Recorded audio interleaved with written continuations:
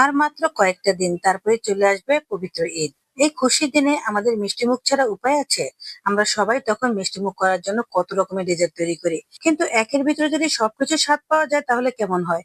আসসালামু আলাইকুম, কেমন আছেন সবাই? আশা করি ভালো আছেন। আলহামদুলিল্লাহ, আমিও ভালো আছি। প্রথমে একটা বাটি নিয়ে নিলাম, তার মধ্যে দিয়ে দিলাম 1.5 চামচের মতো কাস্টার্ড পাউডার, আর সাথে দিয়ে দিলাম 2 চামচ দুধ আর 2 চামচ চিনি। বাস, এগুলোকে এখন একটা ফ্রাই প্যানে ঢেলে দিয়েছি মিক্স করে। আর এখন এটা জাল করে নিচ্ছি। জাল করতে করতে যেরকম ঘন হয়ে এসেছে, তখন আমি সুন্দর করে ফ্রাই প্যানে এটা বিছিয়ে দিয়েছি, যাতে তাড়াতাড়ি একটু ঠান্ডা হয়ে যায় আর সুন্দর বা একটা চিজি চিজি ভাব আসে। তারপর নিয়ে নিলাম কয়েক পিস পাউরুটি, একদমই সহজ। আর এত সহজ একটা ডেজার্ট, কি বলবো আসলে, খেতে কিন্তু অনেক মজা, অসাধারণ লাগে। তো এখন আমি পাউরুটির কিনারগুলো কেটে নিচ্ছি। তো এই কিনারগুলো দিলে একদমই ভাল লাগবে না, তাই কিনারগুলো বাদ দিয়ে দিলাম। তবে এটা বাদ দিয়ে দিয়ে এটা ফেলে দেবো না, আমি অন্য কিছুতে এটা ব্যবহার করব। তো যাই হোক, এই তো সবগুলো পাউরুটি এভাবে কিনার কেটে নিচ্ছি। সত্যি বলতে আমার কাছে এই ডেজার্টটা এত ভালো লেগেছে। এটা কিন্তু ঈদের সময় যদি আপনি আগের দিন বানিয়ে রেখে দেন, পরের দিন সুন্দর করে খেতে দেন সবাইকে, নামাজের পর অথবা নামাজের আগে, দেখবেন কত যে মজা হয় খেতে। বাচ্চারা তো ভীষণ পছন্দ করবে। এখন আমি প্রত্যেকটা পাউরুটির উপরে এভাবে এই যে কাস্টার্ড পাউডারের যে গ্রেভিটা তৈরি করেছি, সেটা সুন্দরভাবে লাগিয়ে দিচ্ছি। একদম ক্রিমি ক্রিমি ভাব চলে এসেছে। আর এর উপর দিয়ে আমি আরেকটা পাউরুটি দিয়ে চাপা দিয়ে দিলাম, ব্যাস, হয়ে গেল। এই প্রত্যেকটা পাউরুটি আমি এমন করে লাগিয়ে নিচ্ছি। আর তারপর আমি আরেকটা পাউরুটি দিয়ে চাপা দিয়ে দিচ্ছি। বাসায় বাচ্চারা এমনিতে পাউরুটি খেতে চায় না, আপনি চাইলে বাসায়ও এভাবে বাচ্চাদেরকে বানিয়ে দিতে পারেন। এটা কিন্তু খেতে অনেক মজা হয়। একের ভিতর অনেক কিছু স্বাদ পাবেন। যেমন ধরেন, আপনি সেমাইয়ের স্বাদ পাবেন, আবার এখানে পাউরুটির স্বাদ পাবেন, আবার এখানে কাস্টার্ড পাউডার দিয়ে যে গ্রেভিটা তৈরি করেছি সেটার স্বাদটাও পাবেন। খুবই মজা হয় খেতে। তো যাই হোক, প্রত্যেকটা আমি এভাবে বানিয়ে নিয়েছি।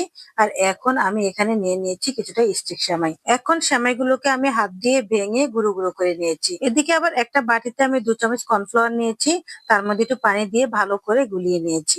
আর এবার আমি কি করতে চলেছি সেটাই দেখেন। এই তো কর্নফ্লাওয়ারের মাঝে আমি পাউরুটিগুলো চুবিয়ে দিলাম, একদম ভিজিয়ে ফেলেছি। আর এখন নিয়ে এবার সেমাইয়ের উপরে দিয়ে দিলাম। এই সেমাইটা কিন্তু ভাজা সেমাই। অনেকে আছে যে ভাজা সেমাই থাকে না, তখন কিন্তু একটু ভেজে নিবেন। তা আমার অবশ্য ভাজার প্রয়োজন নেই, কারণ এটা ভাজা সেমাই। তো যাই হোক, আমি উল্টিয়ে পাল্টিয়ে একদম রুটির সাথে সেট করে দিচ্ছি। আর যতটুকু সেট হওয়ার ততটুকু হয়ে গেছে। আর এখন আমি তুলে নিয়েছি। তাই এবার আমি একটা ফ্রাই প্যান বসিয়ে দিলাম, তার মধ্যে একটু বাটার দিয়ে দিলাম। আর এখন আমি সেই পাউরুটি স্লাইসটা দিয়ে দিয়েছি। আর সুন্দর করে এটা ভেজে নিচ্ছি বাটার দিয়ে। এই বাটার দিয়ে এটা ভাজলে খুবই মজা হয়। তো সয়াবিন তেল দিয়ে এটা ভাজতে যাবেন না, তাহলে কিন্তু খেতে একদম ভালো লাগবে না। ঘি অথবা বাটার দিয়ে ভাজলে খুবই মজা হয়। তো প্রত্যেকটা রুটি আমি এভাবে ভেজে নিয়েছি।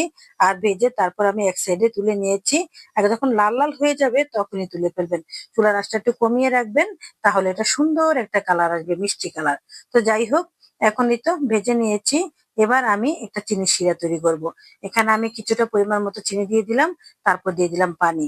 আর এখন শিরাটা তৈরি করে নিচ্ছি। আর এখানে আমি দিয়ে দিচ্ছি একটু জাফরান। এটা অপশনাল, দিলেও দিতে পারেন, না দিলে না দিতে পারেন। আমার বাসায় ছিল তাই দিয়ে দিলাম।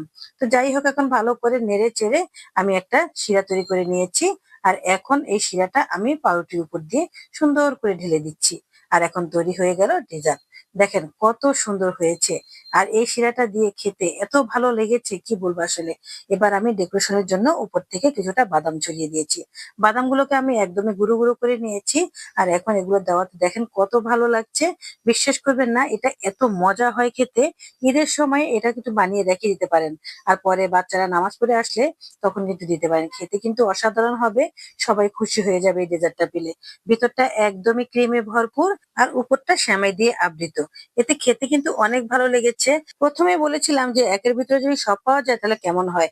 আর এটাই হচ্ছে সেই ডেজার্ট, যে একের ভিতরে আপনি সবকিছুই পাবেন। এখানে সেমাইয়ের স্বাদটাও পাবেন, আর ডেজার্টের স্বাদটাও পাবেন। খেতে কিন্তু অসাধারণ লেগেছে। আর দেখেন ভিতরটা কত সুন্দর লাগছে।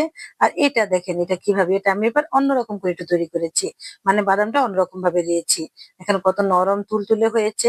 আর ভিতরটা এত জুসি ভাব এসেছে, কি বলবো আসলে। তো আজকের মতো এখানেই বিদায় নিচ্ছি। ভিডিওটা ভালো লাগলে অবশ্যই লাইক শেয়ার কমেন্ট করে দিবেন। ভালো থাকবেন সবাই, আল্লাহ হাফেজ।